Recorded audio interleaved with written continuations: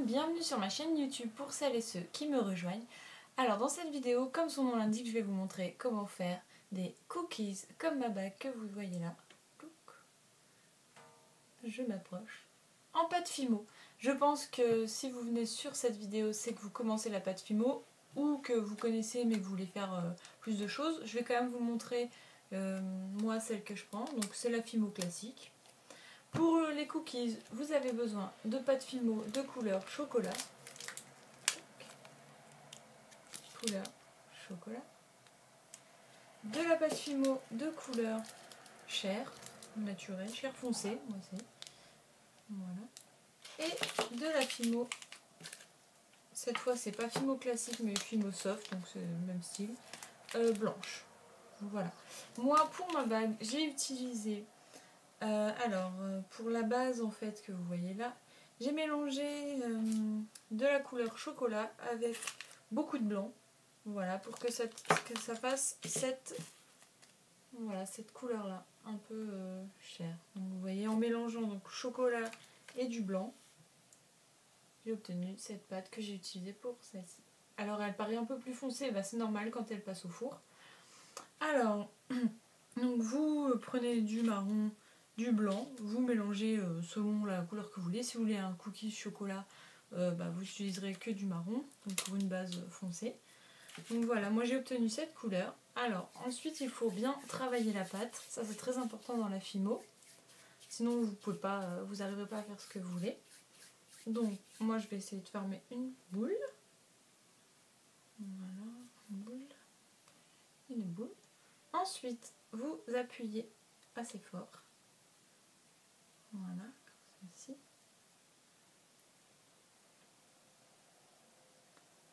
Vous pouvez faire un petit dôme si vous voulez, bon là il y en a un petit. Alors pour éviter les traces de doigts, soit vous prenez un film plastique, on va dire comme ceci, alimentaire, vous passez dessus. Moi j'ai plus de mal, donc ce que je fais c'est que je lisse comme ça, comme ceci, avec le doigt. Une fois que vous avez votre base pour un cookies, bon celui-ci est un peu plus gros, maintenant vous pouvez faire des boucles d'oreilles, des porte-clés, donc selon ce que vous voulez faire, vous choisissez votre taille. Alors pour faire cet effet, voilà vraiment cookies en gâteau au-dessus, vous prenez tout simplement des cure-dents, des petits pics en bois. Voilà. Vous allez non pas piquer, sinon ça fait des trous, vous allez gratter comme ça. Hop. Donc vraiment partout. Regardez ce que ça donne. Vous grattez, vous soulevez, vous n'hésitez pas. Hein. De temps en temps, vous pouvez rappuyer un peu dessus. Voilà. Hop, vous prenez un peu la forme parce que moi j'appuie souvent trop fort dessus, ce qui fait qu'elle perd la forme rond. Mais ça, je le referai à la fin. Voilà. Vous grattez, vous grattez, vous grattez. Hop, je sais pas si vous voyez bien. Tac, tac, tac. Et voilà. Donc ça, vous appuyez. Ça vous fait vraiment l'effet cookies. Alors je vais en faire encore un petit peu. Bon, hop, en accéléré. C'est plus facile comme ça. Voilà. Donc bien tout le tour. Voilà ce que ça donne. J'appuie dessus. Donc ça c'est la ligne. Hop. Ensuite, avec la pâte couleur chocolat, vous prenez un petit bout que vous allez travailler. Mais on m'a pris un tout petit bout. Hein. Ensuite, selon la couleur que vous voulez faire pour les pépites de chocolat, vous pouvez prendre, si votre base est justement marron, vous allez prendre du blanc pour faire du chocolat blanc ou du couleur chair pour faire les petits grains en fait de chocolat. Hop, je fais une petite boule, je la travaille. Après, vous prenez des petits bouts comme ceci pour faire des petites boules que vous allez placer où vous voulez. Donc, hop, vous appuyez. Hein. Moi, je fais des tailles différentes, c'est vrai. Voilà, j'ai fait des petits, des grands, des moyennes, hein, comme sur les vrais cookies. que vous placez là. Je vais en refaire encore une, 2 ou 3. Hop. Donc je fais ma petite boule, une toute petite, je la place dessus. Alors n'essayez pas de faire absolument des formes, une belle forme ronde, soit du cookie, soit des petits gâteaux dessus, puisque les vrais cookies en général ne sont jamais bien ronds.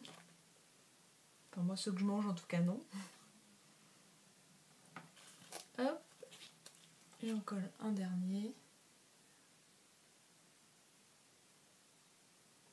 J'ai trop serré celui-là.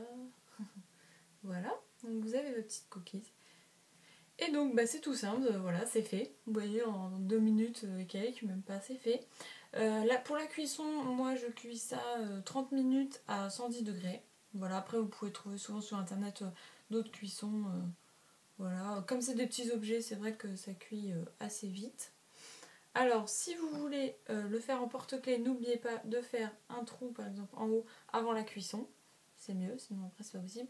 En boucle d'oreille aussi, ça peut être sympa. Moi j'avais fait une parure, mais je la trouve plus, donc voilà. Et sinon, bah, vous prenez, comme j'ai là, un support bague. Hop, vous en trouvez à l'unité ou par paquet de 5, je crois. Donc tout ça vous trouvez dans les magasins d'activités manuelles. En grande surface aussi, il y a beaucoup de Fimo, de pâtes Fimo. Maintenant pour tout ce qui est après boucle d'oreille, oui les après c'est voilà, c'est les supports en fait. Ça vous trouvez sur internet ou Cultura, voilà, les magasins qui existent chez vous d'activités manuelles. Et voilà. Et quand ça ressort du four, ça donne ça. Maintenant, vous pouvez vernir avec un vernis spécial, ça s'appelle un gloss brillant. Voilà.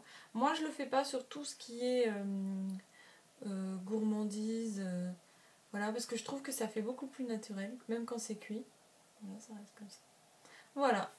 Donc j'espère que ça vous a plu et que vous avez essayé. Vous pouvez laisser en barre d'infos vos commentaires si vous avez réussi. Et puis si vous avez d'autres idées. De toute façon, je ferai d'autres vidéos avec d'autres petites friandises en pâte Fimo. Voilà, je vous fais plein de gros bisous. Et je vous dis à très vite. Ciao ciao.